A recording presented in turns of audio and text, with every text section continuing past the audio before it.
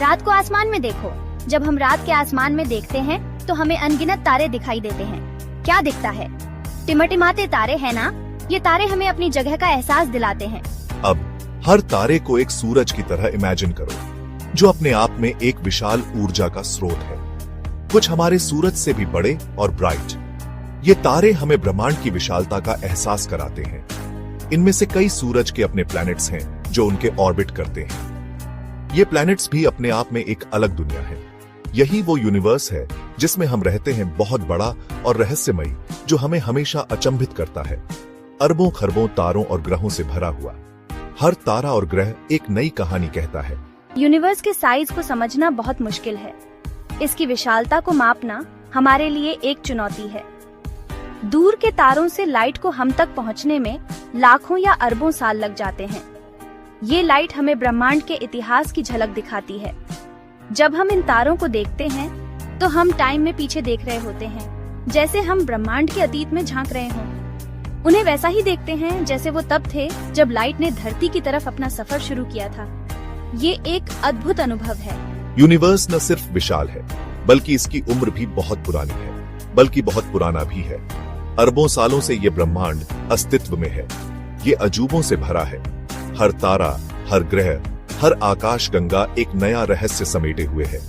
इसमें घूमती गैलेक्सीज, फटते तारे और अनगिनत घटनाएं होती रहती हैं, और शायद कहीं और भी लाइफ हो सकती है।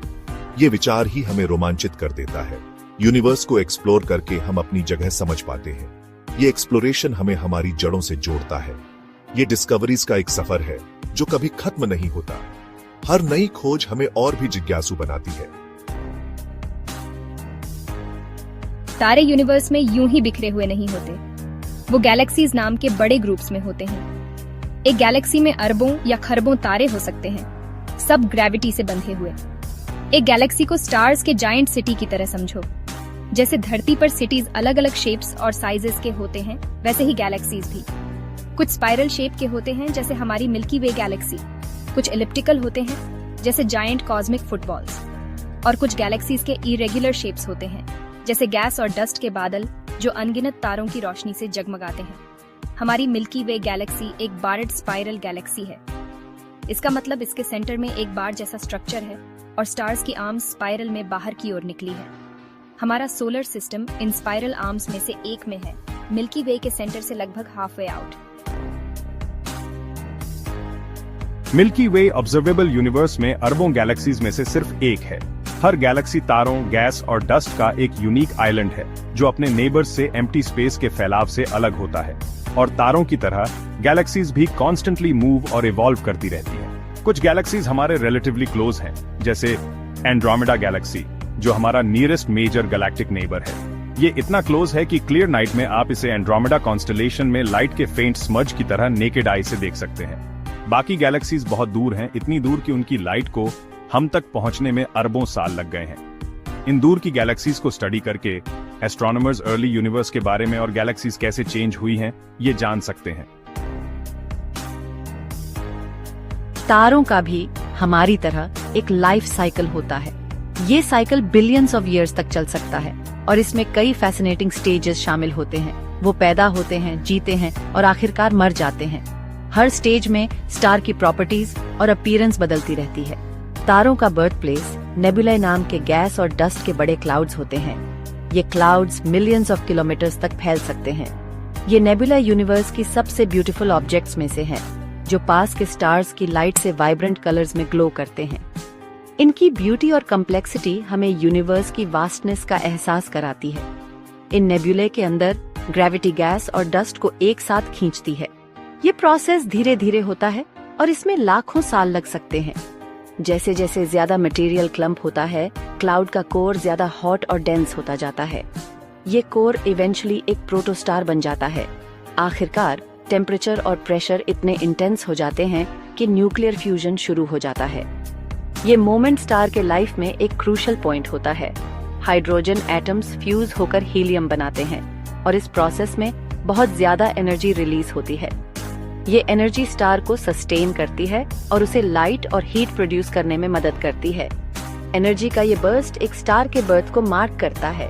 ये एक स्पेक्टेक्युलर इवेंट होता है जो यूनिवर्स के डायनामिक्स को शेप करता है। नया स्टार ब्राइटली शाइन करता है, आसपास के नेबुला को इल्यूमिनेट करता है और बचे हुए गैस और डस्ट को पुश अवे करता है। ये प्रोसेस स्टार के आसपास के एनवायरनमेंट को भी बदल देता है। लाखों सालों तक स्टार अपने कोर में हाइड्रोजन को फ्यूज करके हीलियम बनाता रहेगा, जिससे वो एनर्जी मिलती रहेगी जो उसे शाइन कराती है। ये एनर्जी स्टार के लॉन्ग लाइफ स्पैन को इंश्योर करती है। एक तारे का जीवन ग्रेविटी और उसके कोर में न्यूक्लियर फ्यूजन से जनरेट होने वाले आउटवर्ड प्रेशर के बीच एक डेलिकेट बैलेंसिंग एक्ट है। तारे का मास उसकी फेट डिसाइड करता है। मैसिव स्टार्स ब्राइटली बर्न करते हैं और रिलेटिवली शॉर्ट लाइफ जीते हैं, जबकि छोटे स्टार्स ज्यादा टाइम तक जीते हैं लेकिन कम ब्राइटली शाइन करते हैं। हमारा सन एक मीडियम साइज्ड स्टार है जो अभी अपने लाइफ के मेन सीक्वेंस में है। ये लगभग 4.6 बिलियन ईयर्स से शाइन कर रहा है और आगे 5 बिलियन ईयर्स तक और शाइन करेगा। इस दौरान ये अपने कोर में हाइड्रोजन को हीलियम में फ्यूज करता रहेगा, जिससे धरती पर लाइफ को सस्टेन करने वाली एनर्जी मिलती रहेगी। लेकिन स्टार्स की भी फ्यूल खत्म हो जाती है। जब एक स्टार का हाइड्रोजन खत्म हो जाता है तो वो अपने कोर में हेवियर एलिमेंट्स जैसे हीलियम और कार्बन फ्यूज करना शुरू कर देता है। इससे स्टार एक्सपैंड और कूल होता है और रेड जायंट बन जाता है। एक तारा कैसे मरता है ये उसके मास पर डिपेंड करता है। जब हमारे सन जैसा स्मॉल स्टार का फ्यूल खत्म हो जाता है तो वो अपनी आउटर लेयर स्पेस में शेड कर देता है, जिससे गैस और डस्ट का एक ब्यूटीफुल क्लाउड बनता है जिसे प्लैनेटरी नेबुला कहते हैं। स्टार का कोर श्रिंक और कूल हो जाता है और व्हाइट ड्वार्फ बन जाता है। लेकिन मैसिव स्टार्स एक धमाके के साथ जाते हैं। जब एक मैसिव स्टार का फ्यूल खत्म हो जाता है तो उसका कोर अपनी ग्रेविटी के नीचे कोलैप्स हो जाता है। ये कोलैप्स एक सुपरनोवा ट्रिगर करता है, एक कैटास्ट्रोफिक एक्सप्लोजन जो थोड़े टाइम के लिए पूरी गैलेक्सी से भी ज्यादा शाइन कर सकता है। सुपरनोवा लाइफ के लिए एसेंशियल है। सुपरनोवा एक्सप्लोजन की intense energy heavy elements create करती है, जैसे आयरन, गोल्ड और यूरेनियम।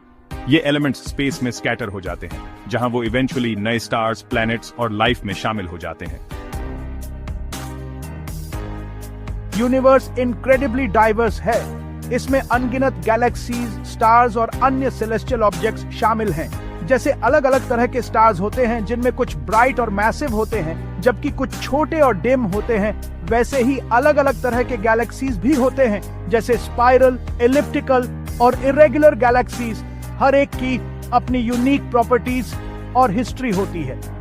कुछ गैलेक्सीज में इंट्रिकेट पैटर्न्स होते हैं, जबकि कुछ में काओटिक स्ट्रक्चर्स होते हैं। कुछ गैलेक्सीज एक्टिवली नए स्टार्स बना रही होती है, जिनमें स्टार फॉर्मेशन रीजन्स बहुत वाइब्रेंट होते हैं, जबकि कुछ रिलेटिवली क्वाइट होती है, जिनमें स्टार फॉर्मेशन बहुत कम या न के बराबर होती है। कुछ गैलेक्सीज आइसोलेटेड होती हैं, जो अकेले ही स्पेस में फ्लोट करती है, जबकि कुछ अपने नेबर्स के साथ ग्रेविटेशनल डांसेस में लॉक्ड होती है। ये इंटरैक्शंस कभी-कभी गैलेक्सीज के शेप्स को डिस्टॉर्ट कर देते हैं। एक पार्टिकुलरली इंट्रीगिंग टाइप की गैलेक्सी है क्वाजार। ये गैलेक्सीज बहुत ही मिस्टीरियस और फैसिनेटिंग होती है। क्वाजर्स एक्सट्रीमली लुमिनस ऑब्जेक्ट्स हैं जो उनके सेंटर्स में सुपरमैसिव ब्लैक होल्स से पावर्ड होते हैं। इनकी ब्राइटनेस इतनी होती है कि ये पूरे गैलेक्सी को ओवरशैडो कर देते हैं। ये ब्लैक होल्स हमारे सन से लाखों या अरबों गुना ज्यादा मैसिव होते हैं और इनकी ग्रेविटेशनल पुल बहुत ही स्ट्रांग होती है और बहुत सारा मैटर खा जाते हैं, जिससे एक अक्रीशन डिस्क बनती है जो बहुत ही हाई एनर्जी एमिट करती है और इस प्रोसेस में बहुत ज्यादा एनर्जी रिलीज करते हैं। ये एनर्जी पूरे यूनिवर्स में ट्रैवल करती है। क्वाजर सबसे डिस्टेंट ऑब्जेक्ट्स में से हैं जिन्हें हम ऑब्जर्व कर सकते हैं और इनकी स्टडी से हमें यूनिवर्स के अर्ली स्टेजेस के बारे में जानकारी मिलती है और उनकी लाइट अर्ली यूनिवर्स के बारे में वैल्यूएबल इंसाइट्स देती है। ये light billions of years travel करके हम तक पहुंचती है।